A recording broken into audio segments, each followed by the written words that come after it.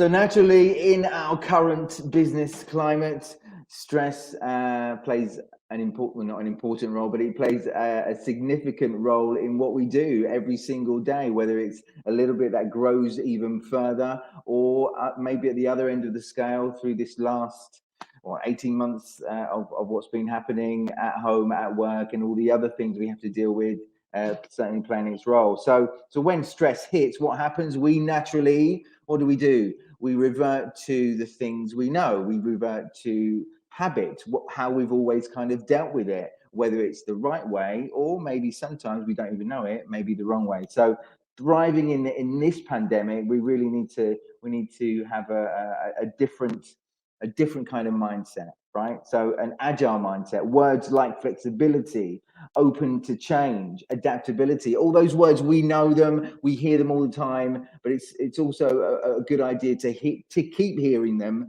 to help us, remind us of what we really need to do. This next session is all about unpacking ways to create that agile mindset and really provide some useful insight. So I'm going to warmly invite to our virtual stage right now the head of Agility Center of Excellence at Coca-Cola HBC, Natasa Prodanovic. Natasa, are you there? Yes, you are. Hello. Yes, Hello. I am. Hi, Good everyone. morning. Good morning, Natasa. Where are you? I wonder where you are. I ask this to everybody. We wonder where are you right now? I'm actually in Belgrade. You're in Belgrade. I'm in Belgrade. 70 yet so far. so very close. Isn't it a sunny morning? I'm looking out to my left. A lovely sunny morning, clear blue sky. Hopefully it will stay that way today. Natasa, I'm going to leave it up to you now. Again, at the end of this, hopefully there'll be questions, some comments, some intriguing, challenging questions perhaps for you. I'll come back on and ask those questions to you. So, but in the meantime, take it away, Natasa. Thank you. You see my screen, right? I hope it works. So, hello, everyone, and welcome to this session. So, my name is Natasa. I'm 15 years in Hellenic, worked previously, prior to this role, as a group talent director, before that as a country HR director. I'm also a proud mother of two kids, 20 years old girl and 5 years old boy. And with such an age difference between the two of them, I'm so lucky to be mixed only once for his grandmother. Now, I feel really privileged to share with you today a part of our work on how we as a Hellenic are preparing for a future and are organizing better for today. So in this session, we're going to start quickly with future of work predictions. Then we'll double click on agile ways of working and introduce the new exciting concept in Hellenic that we have just recently started with, dynamic pods. So let's start. 2020 was the most volatile year in the modern history. As we move into end of 2021 and beyond, the rate of disruption will further potentially accelerate. Some of the predictions from Gartner HR Practice, Harvard Business Reviews, McKinsey are the trends that started on artificial intelligence is further accelerating. So we soon expect to see new type of co-workers partnering with artificial intelligence. Then the worker-employer relation is being disrupted. Employees are reconsidering everything from whom they want to work for, with 40% of the global workforce considering leaving their employer in the next 12 months, to the role that they expect employers to play when it comes to their own purpose and values. We expect quite diversified employment models, ranging from full-time jobs more and more to gigs and crowds. We expect flexibility to further shift from where are you working from to when you are working from. So it's about from location to time. Mental health support is the new normal, and employers will be working more and more on destigmatizing mental health issues and expanding mental health benefits. In a very recent global survey, only 3% of the employees who really work fully remotely during the COVID are planning to return to the office full time. And we heard it from Nicolas from the last presentation about the, hybrid is here to stay. So navigating through a rapidly changing requirement is a challenge that everyone is facing. It's natural to react on a stressful situation by reverting on what we're used to, but thriving in a pandemic requires a different mindset. An agile mindset that is about flexibility, adaptability, and openness. It's about prioritizing people over processes. It's about collaborating with customers over what we have contracted with them. And it is about responding to a change versus simply following a plan while we continuously adapting it. Let's watch an interesting video now. Miljan, if you can play it.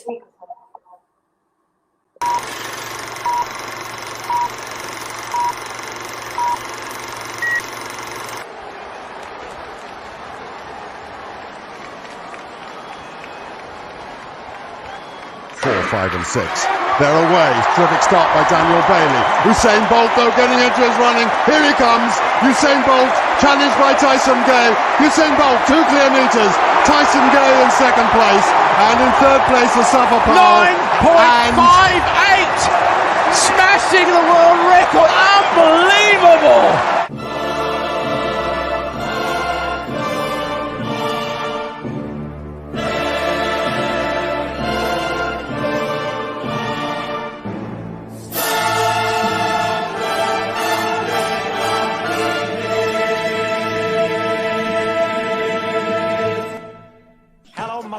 Hello, my honey. Hello, my internet gal. You got what I desire. Baby, my heart's on fire. Your sexy profile here on my mobile. How could you be alone? So, baby, swipe right. Tell me I'm your own.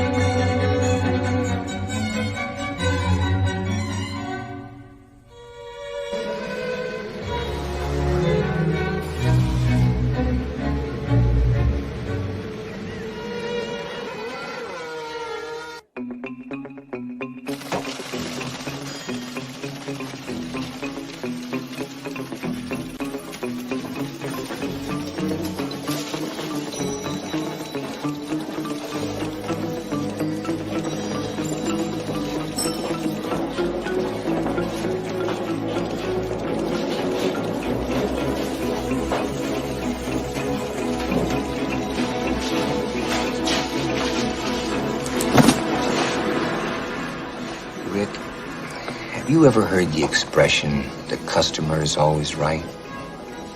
Yeah. Yeah, well, here I am.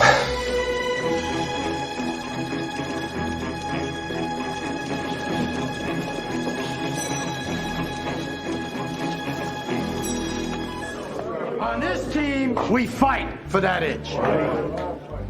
On this team, we tear ourselves and everyone else around us to pieces for that itch. We claw with our fingernails for that itch. Because we know when we add up all those inches, that's gonna make the fucking difference between winning and losing.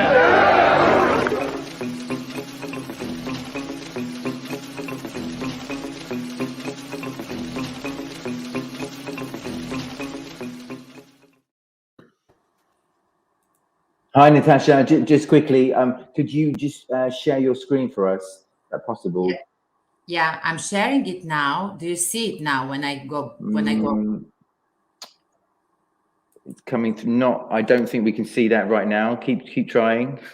Oh, it says we've got it. We've got it.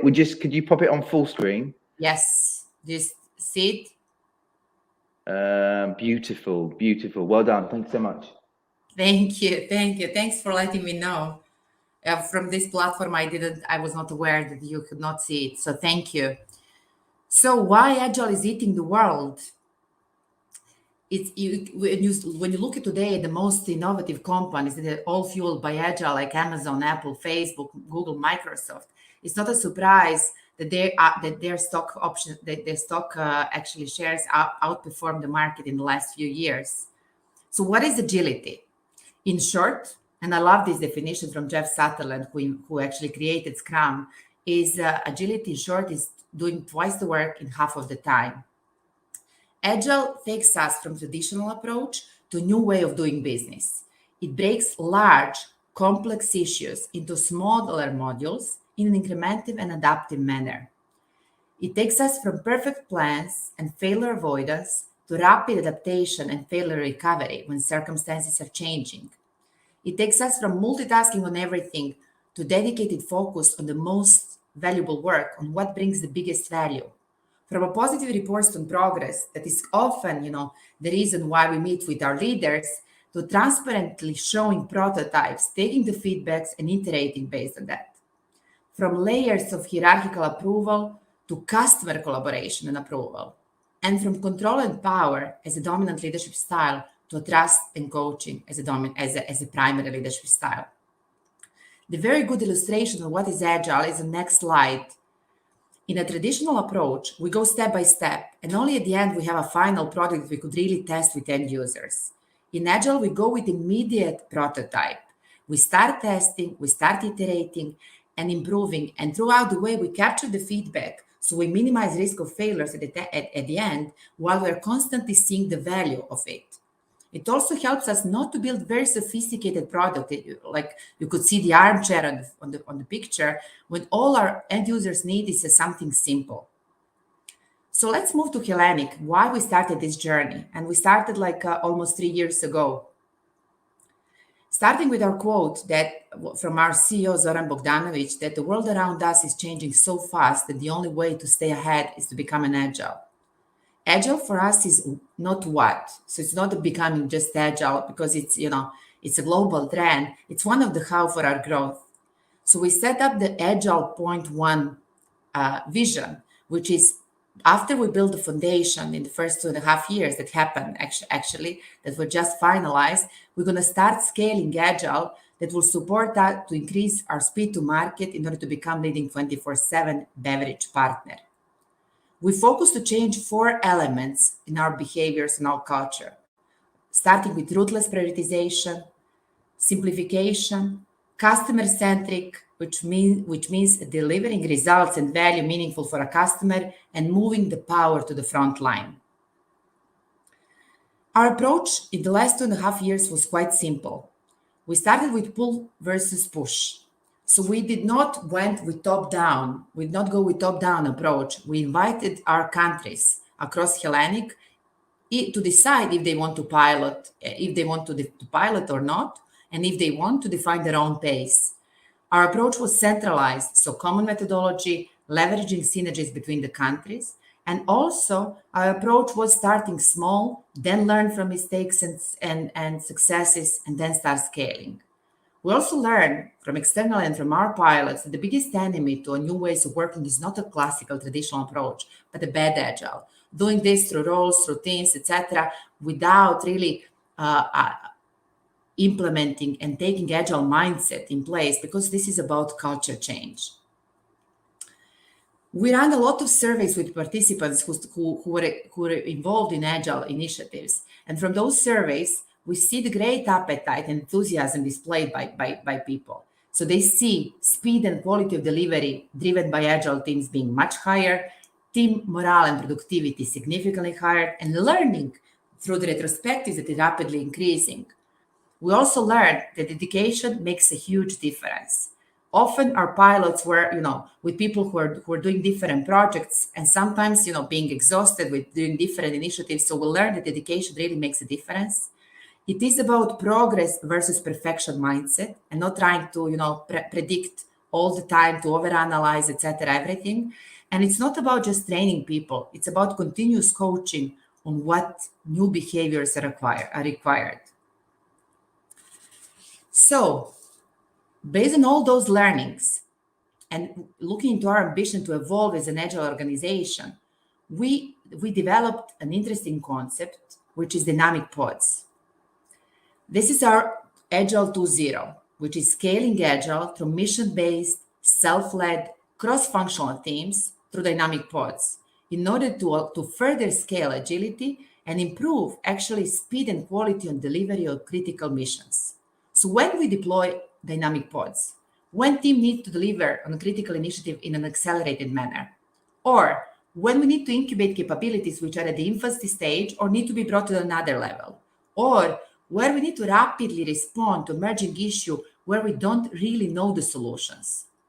So we identified several business enablers on top of agile ways of working, which is dedication, end-to-end responsibility, having a very critical mission on what teams are after, continuous coaching, and having right capabilities within the pod. So what is actually dynamic pod?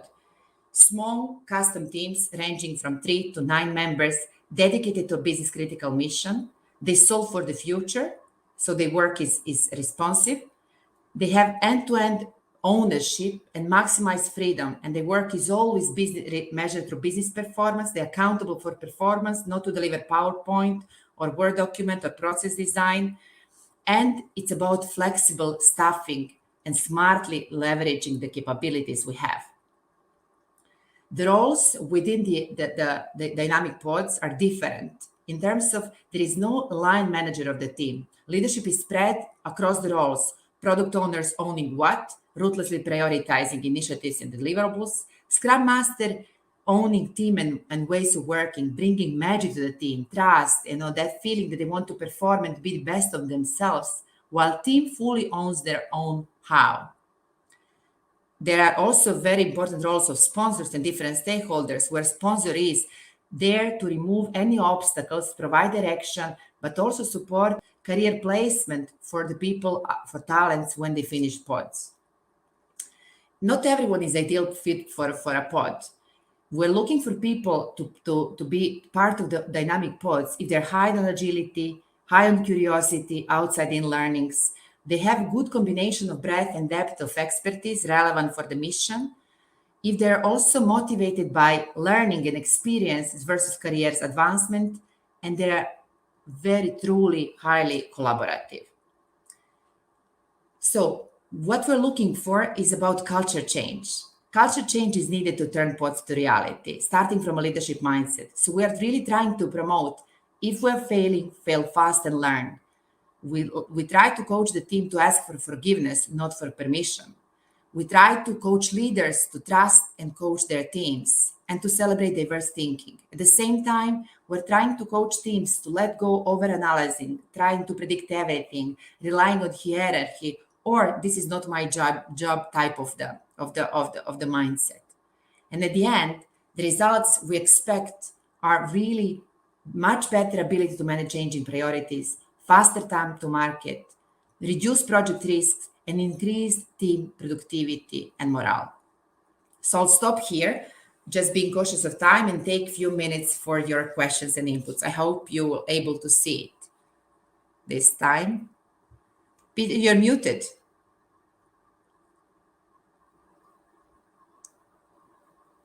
Voila, am I back? You can hear me. Thank you so much. There you go. Even I sometimes, technical problems happens here as well. Thanks for sharing your screen. Some really intriguing ideas and that concept you're sharing there, and really good to hear what you had to say. We don't seem to have any questions coming through, but certainly that does not mean people are engaged.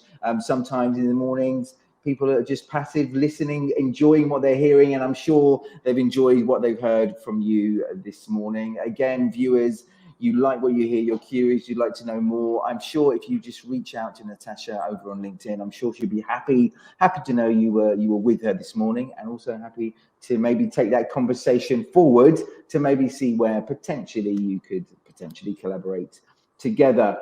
All that leaves me now to say is, Natasa, thank you so much in sunny Belgrade. I'm in sunny Belgrade. It doesn't look like it, but I am. We're in the studio. So sunny Belgrade here to sunny Belgrade where you are. And we look forward to hearing you in the future, certainly in our HR community in the region. Thank you so much. Thank you so much. Wishing a great continuation of the conference. Thanks so much. Bye-bye. Right, we move on slightly, but before we do that, before we go on to our next session, just let me tell you something. Again, remember HR community members, which I know there are many HR community members with us right now. Guess what? Good news. And I know a lot of you have been waiting for this. This is the next edition. I've got it in my hands right now. It's going to be available, probably coming to your door, not probably, definitely coming through your door, physical door. Not digital door, physical door next week at some stage. It comes out every 6 months. And this one It's all about authenticity, and you'll be glad to know as well, it's in English. Up until now, it's been in Serbian. Now we're moving it over to English, and from now on, the plan is always hopefully in English. Next edition will be in May. I'm just looking through this. Although I'm working here, I really want to just go through this as much as I can. Again, it's all about authenticity. I can see here, there we are, connected to what we've just heard there, all about burnout.